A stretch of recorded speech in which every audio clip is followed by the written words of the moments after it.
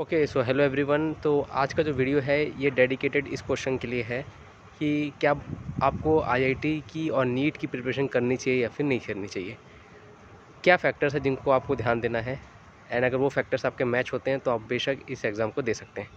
तो सबसे पहली चीज़ और एक ही चीज़ जो आपको देखनी है यहाँ पर, वो है कि आपका आईक्यू लेवल कितना है। अगर आपका आईक्यू लेवल 130 प्लस है तो आप डेफिनेटली एग्ज़ाम को दीजिए।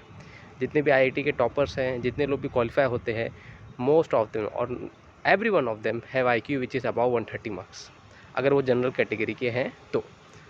सो this is a first basic criteria. जो भी टॉपर्स हैं जिनके टॉप 100 रैंक आ रहे हैं, 1000 रैंक आ रहे हैं, they have IQ of about 140 and 145 plus. This is one thing that you have to take care. Same NEET के लिए भी, नीट के स्कोर में भी अगर आप 650, 700 या फिर 600 प्लस मार्क्स लाना चाहते हैं, you must have an IQ which is about 130 marks. अब मैं इतना आईक्यू बोल रहा हूँ, आईक्यू मतलब है क्या सबसे पहले? तो IQ full form is intelligence quotient. ये आपके 3 चीज़ें चेक करता है। सबसे पहली चीज़ जो ये चेक करता है ये है आपका सॉलिड इंटेलिजेंस। सॉलिड इंटेलिजेंस क्या होता है? सॉलिड इंटेलिजेंस बताता है कि आपकी मेमोरी कितनी अच्छी है। सिंपली अगर मैं आपको एक चीज़ बताऊँ कि टीचर ने 1 साल पहले आपको कुछ पढ़ाया था, कुछ बहुत बेसिक सी बात बताई थी, वो आपको अभी तक याद है, ठीक है? जैसे स्कूल में आपके जो भी सब्जेक्ट होते हैं, रटने वाले सब्जेक्ट हो गए, बायोलॉजी हो गया, हिस्ट्री, ज्योग्राफी हो गया। तो जिस बच्चे की सॉलिड इंटेलिजेंस बहुत अच्छी होती है, वो क्लास में एक बार सुनेगा, दोबारा घर पे जाके वो थोड़ा सा देख लेगा, बस उसको पूरा साल भर के लिए याद हो जाएगा। तो स्कूल में जो भी आपके रैंकर्स होते हैं, जो टॉपर्स होते हैं, उनमें और नॉर्मल बच्चों में क्या फ़र्क है? जिनके 90% है और जिनके 50% है, बेसिक फ़र्क यही है कि सॉलिड इंटेलिजेंस या फिर उसकी मेमोरी कितनी स्ट्रॉन्ग है, ठीक है? क्योंकि बीइंग अ टीचर मैं जानता हूँ बहुत सारे ऐसे बच्चे जिनको मैं आज पढ़ा दूँ, 1 महीने बाद वो बच्चा भूल जाएगा, ठीक है? सिंपली बिकॉज़ मेमोरी लो है वहाँ पर, ओके? अगली चीज़ जो आपका ये टेस्ट करता है आईक्यू में, वो है आपका फ्लूइड इंटेलिजेंस। अब यही सबसे ज़्यादा इंपॉर्टेंट है फैक्टर कि आप जेईई निकाल पाते हैं कि नहीं, सेम, और नीट में आप हाई रैंकर्स में जाते हैं कि नहीं। फ्लूइड इंटेलिजेंस आपको बताता है कि आप क्रिएटिव क्वेश्चंस कितना कर सकते हैं, है ना? कि आपको मैंने एक चीज़ बता दी, लेकिन आप उस चीज़ से जो अलग टाइप के क्वेश्चन पूछेगा एग्जाम में, जो अभी तक आपने को कभी टीचर ने कराया नहीं है, वो आप कैसे कर पाते हो, ठीक है? इसका सबसे बेस्ट एग्जाम्पल है, आपके टेक्स्ट बुक के पीछे हॉट्स क्वेश्चन होते थे, राइट? मैथ्स के पीछे, तो आप देखते हो कि वो क्वेश्चन एकदम अलग होते होंगे। तो ये क्वेश्चन आप कर पाओगे कि नहीं कर पाओगे, ये आपकी फ्लूइड इंटेलिजेंस पे डिपेंड करता है। तो अगर आपको चेक करना है कि भाई whether you are capable for this IIT और नीट, ठीक है, तो आप क्या कर सकते हैं, आप उस हॉट्स को देखिए कि आप उसमें से कितने कर पाते हैं एंड किस एक्सटेंट तक कर पाते हैं। अगर आप बिल्कुल नहीं कर पाते हैं, so you can make your decision accordingly. Last चीज़ है क्वांटिटेटिव रीजनिंग और क्वांटिटेटिव एबिलिटी। ये बेसिकली बताता है कि आप नंबर्स के साथ कितना अच्छा अपना लॉजिकल रीजनिंग क्रिएट कर सकते हैं। इसका एक छोटा सा एग्जांपल देता हूँ मैं। लेट्स से एक खेत है जिसमें पूरे खेत को हमें, फसल है वहाँ पर, फसल को काटना है। फसल को काटने के लिए 10 मज़दूर लगते हैं, 10 मज़दूर 5 दिन में करते हैं।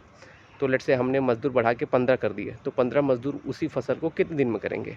तो ये बहुत ही बेसिक लेवल का एग्जांपल दे रहा हूँ मैं, जो आपको जेईई में कभी नहीं पूछेगा, ना नीट में कभी पूछेगा, but this is just an example कि आप लॉजिकल अपने अरिथमेटिक स्किल्स को कैसे यूज़ करते हैं, सॉरी, अपने अरिथमेटिक स्किल को कैसे डे टू डे लाइफ में यूज़ करते हैं, ये बताता है क्वांटिटेटिव।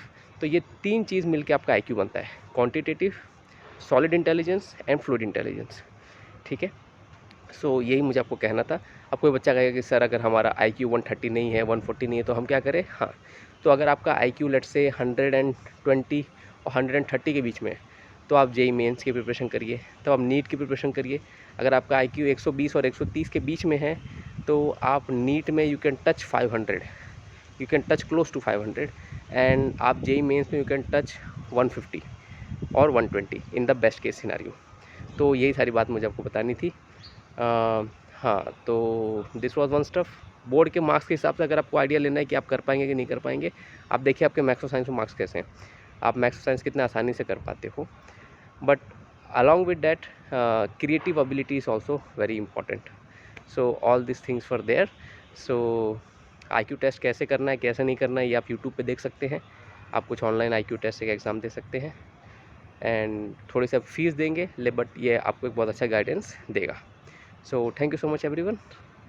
वीडियो पसंद आए तो ज़रूर अपने फ्रेंड्स के साथ शेयर करना। ये नॉलेज बहुत ही ज़्यादा इंपॉर्टेंट है, बिकॉज होता ये है कि मैं देखता हूँ कि बच्चे को 80% है बोर्ड्स में, वो भी चले जा रहा है, नीट का सपना देख रहा है कि भाई वो 650 मार्क्स लेके आएगा, जेईई एडवांस क्रैक करेगा, ठीक है? तो इससे होता क्या है कि बेवकूफ़ी हो रही है, लोग बेवकूफ़ बन रहे हैं, दैट्स इट। सो लोग इसको ना बने, इसके लिए हम ये वीडियो इस तरीके से बना रहे हैं।